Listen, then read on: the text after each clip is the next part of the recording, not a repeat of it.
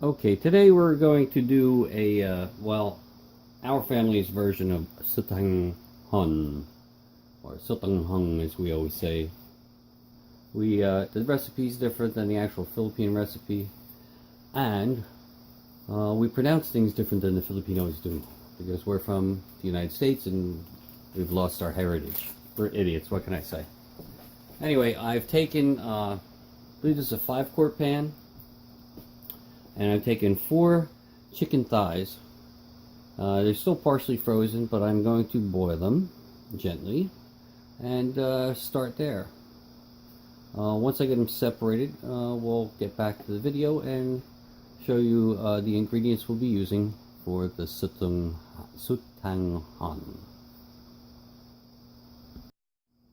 Okay, so we can see that it's just starting to boil gently. We'll see if we can separate the chicken.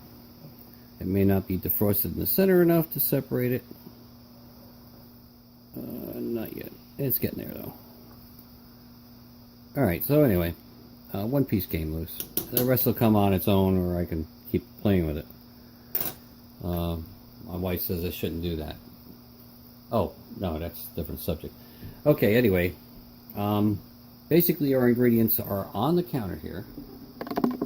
And you can see them right there. We use Hunter or some sort of tomato sauce. This is a what does it say? 20 calories. No, I want the amount, the size. We'll just edit this out later. Okay, we have 15 ounces. Now, why do we make a 15-ounce can? What's wrong with the 16-ounce can, which is actually a pint? I have no idea. Let's turn this down a little. Anyway, Hunt's tomato sauce to be added towards the end. We use Silver Swan soy sauce, which is made right and bottled right in the Philippines. We also add La Choy, or we can do both or one or the other, but I prefer to mix the two. The Silver Swan has more flavor. The La Choy has more salt.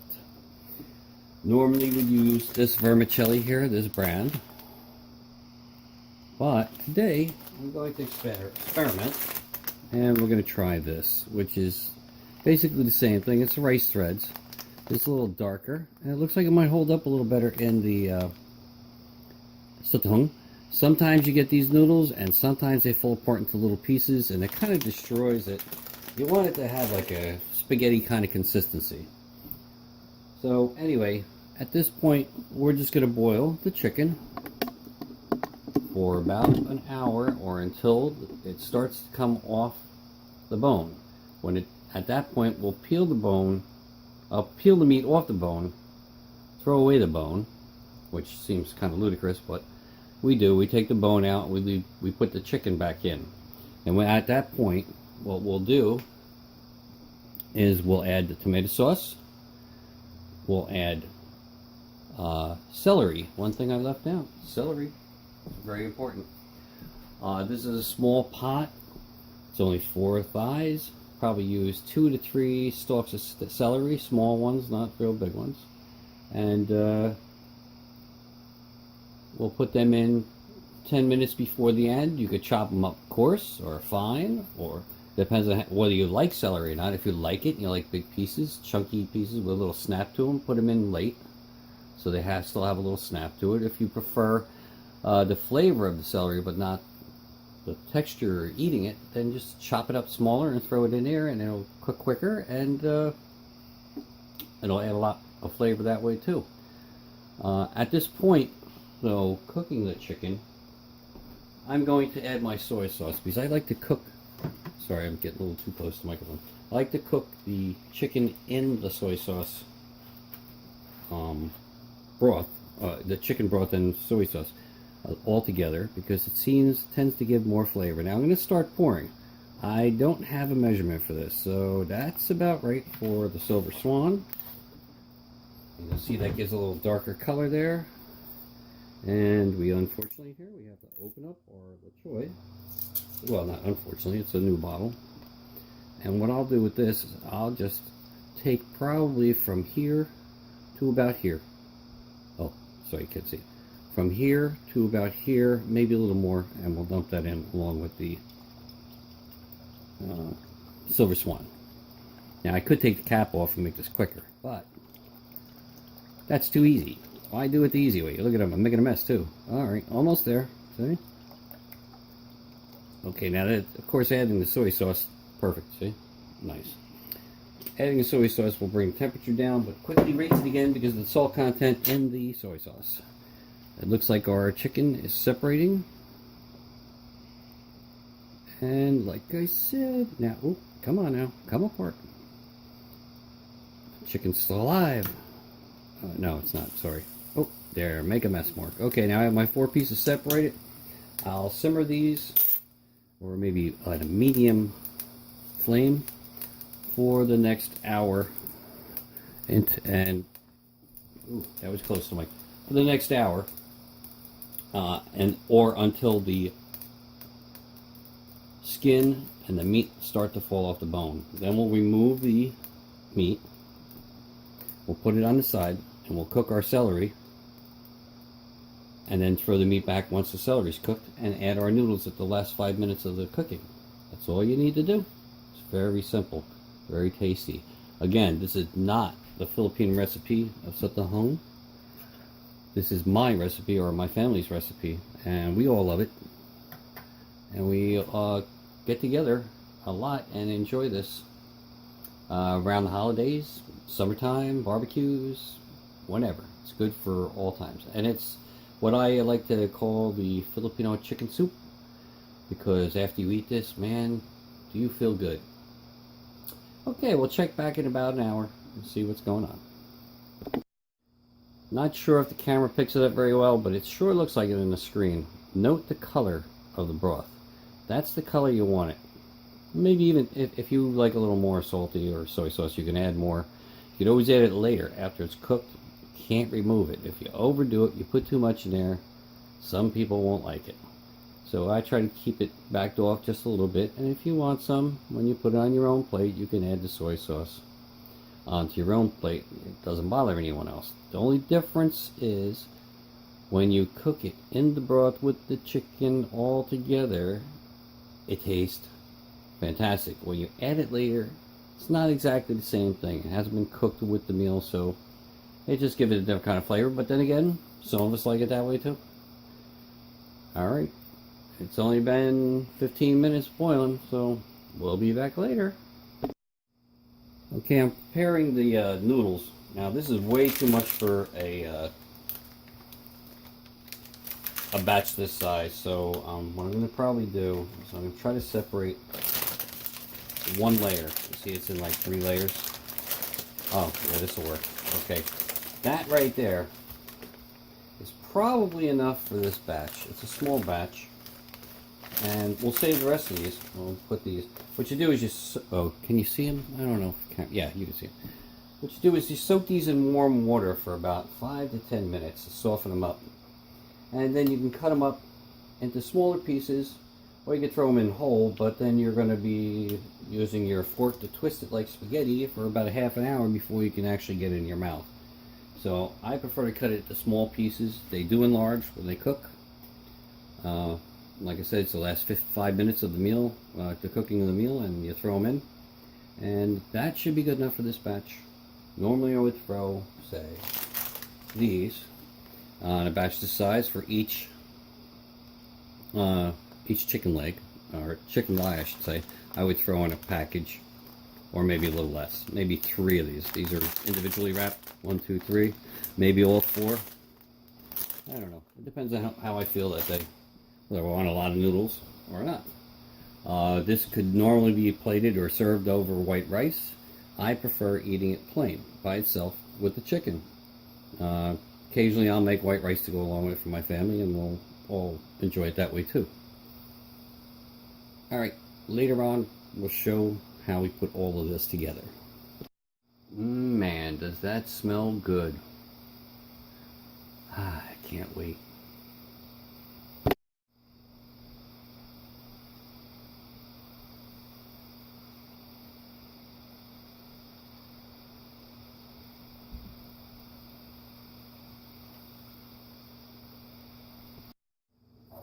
Alright, it's getting near, but not quite.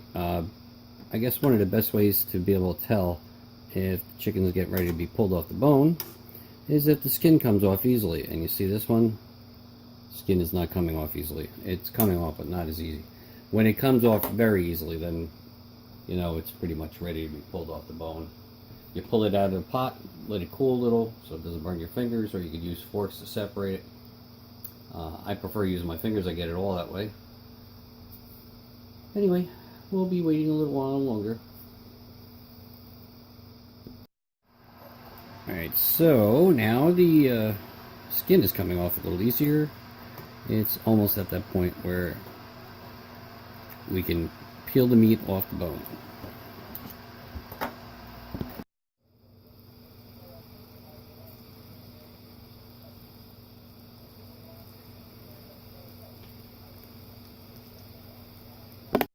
Okay, we're going to check it one more time. Find a piece with the skin on it. Look at that. Look at that. It's just falling off now. Pretty much. Come on. And it's still hanging on there just a wee bit. This piece is coming off. Yeah, that's good. Yeah, that means it's just about ready. I'll give it a couple minutes more, then I'll take it out and put it on the plate here. Let it cool, and then we'll peel it. Okay, see? Skin comes right off. So, let's just check this piece. There we go. Comes right off. If the skin comes off, the chicken comes out. It's one piece. Wow, that's just falling apart. Look at that. That's what we want.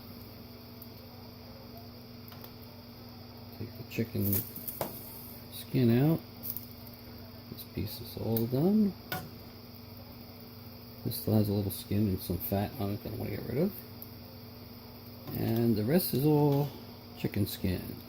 There might be a couple pieces of meat there that fell off the bones. Okay. So as you can see, it's plated over here, and I'm going to peel it, as I call it. As I let the chicken cool, I'll take something like this and straighten out any skin or fatty substances that you may not want in your broth. You could use a larger strainer and just pour it through, but when you do that, you lose the flavor that's in the pot. I prefer to keep even that in there because that is part of the flavor. So we'll just give it a little stir, see if we have any fatty pieces. Nice piece of chicken, piece of skin, yeah, piece of skin, or it might be a piece of chicken, I'm not sure. Oh, it's chicken, so it's looking good there. Now make sure you get all the juice back in. And the chicken's still not ready to be peeled off yet, the bone, but we'll get to that, and then we'll show you what's next. As the chicken cools, we will add our tomato sauce, and we will bring this back up to a boil. I'll take a little water from our kettle here, and just kind of rinse out the inside of the can. Get all the good stuff out of there. Next, I'll be cutting up the celery as the water's coming to a boil again. Again, as the chicken is cooling, I'm going to cut my select parts of my celery off. Actually, normally what I do is do that, but I found that this piece here is pretty tasty. Of course, you want to get rid of any blemishes, anything like that. So I'll cut a couple pieces off that and a couple off here. And now that they brought this boiling again, we'll start throwing our celery in here to cook it. Get this off. Gonna have to speed this up.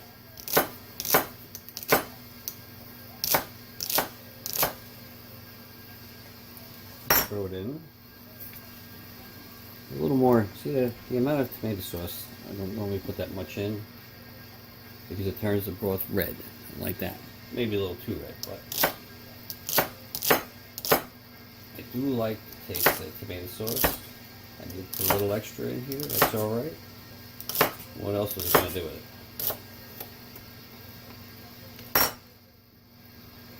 And these 2 stalks should be enough celery.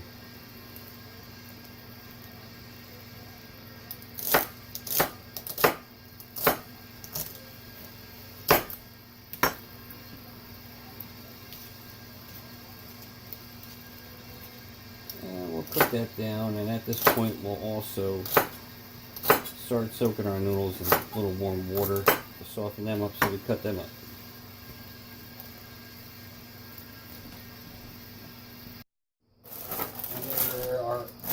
There are a couple of parts of the chicken, when I peel it off the bone, I prefer not to put in the broth. This is a very chewy, actually inedible part, I think. It's too close to the bone. There's a little fatty or tendon possibly there. The dark meat closest to the bone, I keep. The little stringy tendons, remove them. Right around the top where you have the cartilage, you gotta watch the pieces and coming off and going into your chicken. This is good still, see? Now, you know the chicken is ready when you can do this with it. It comes right off. Here's that cartilage I was talking about, sometimes comes off the bone. You want to get rid of that. But peeled out, that's hot. Peel the meat off. Look for fatty deposits. Look for tendons and so on. Sometimes the bone breaks on the chicken. You gotta watch that too. See, this is the part a lot of people won't eat this. It's the tendon on the inside of the leg close to the bone. You take that off. Alright, that's all I can show you right now. The meat's still hot. I'm gonna have to let it cool a little more and we'll get back. Okay, the meat's all peeled. The celery's still cooking. So I'm gonna give that another minute or two. Meanwhile, I'm going to show you what I do with the noodles. It's very easy. They've been soaking in hot water. If you let them soak too long, they're going to soak up water and not the flavor of the gravy, or the sauce, I should say. Broth, that would be a better expression. Here I'm just cutting it up with a scissor into tinier pieces. You can keep doing this and continue to go on and make it as small as you want. But I just do a basic chop with the scissors and get it like this. Now I'm not sure if this is enough. If you don't add enough at first, you can soak some more and throw it in later. Just keep the heat on just for like 5 minutes and the noodles will be good. So we're going to wait till the celery is ready, then we're going to add the noodles to the broth and return the chicken to the broth. Okay, I just tested a piece of the celery. It's good. It's snappy the way I like it. Some people don't like celery, so they like to reduce it to a point where you can't even see it anymore. But I think it tends to lose a little flavor that way. I'm going to add the noodles back now, into the sauce rather, into the broth. I'll get that right. And there we go. Just drop it in, strain off the extra water. We don't need extra water in there. Turn the heat up a little to keep this boiling. You can see the celery floating around in there. Okay. You can also hear the kettle being heated again because that's right behind. And I'm getting tired of the tongs, so we're probably just going to grab the rest by hand. It's easier to do it that way. Your fingers work as like a spaghetti tong or spoon, whatever you call that thing with the fingers on it.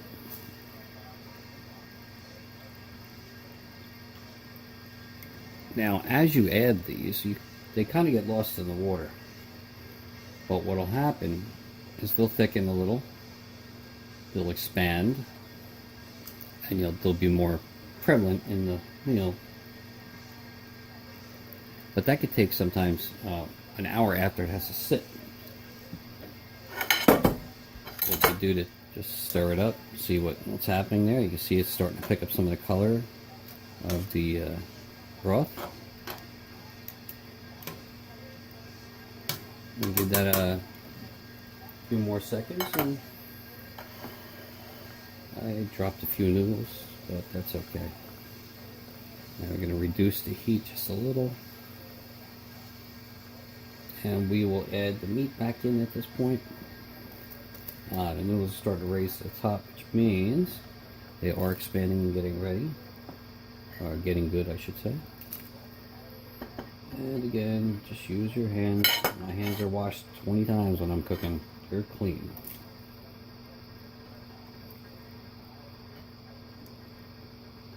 Okay, and one more rinse off my hands here. Pick up my utensil and stir. Again, we have to raise the heat. Why did I turn it down in the first place? I have no idea. Alright, these noodles look different than the ones I normally put in here. The ones I normally put, or the ones I prefer, become clear. These are, you know, opaque. I'm sure they're going to taste fine. As long as they don't fall apart in pieces like the other ones, I'm good. Alright, raise the heat again, let it boil for a little while, and you're pretty much done. As it sits, those noodles will soak up the broth, and then it'll become the actual meal that we're talking about.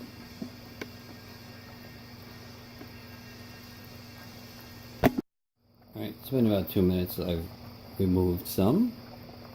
I'm going to do a taste test on it. I have a piece of celery, some chicken, and the noodles.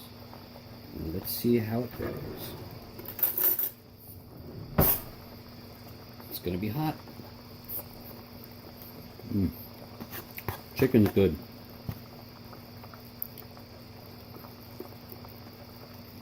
Celery's good. Now for the noodles.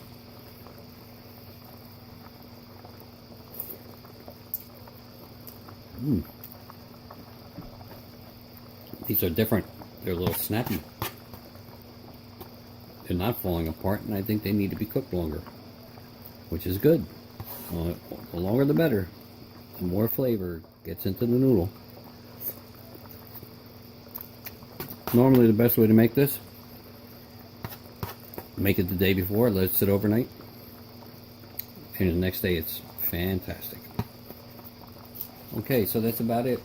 I'll do a recap, and maybe I'll do a recap, and you can write down the ingredients and the method of cooking it. I'm really fumbling for words now. So now we'll show you what it looks like when it's all done.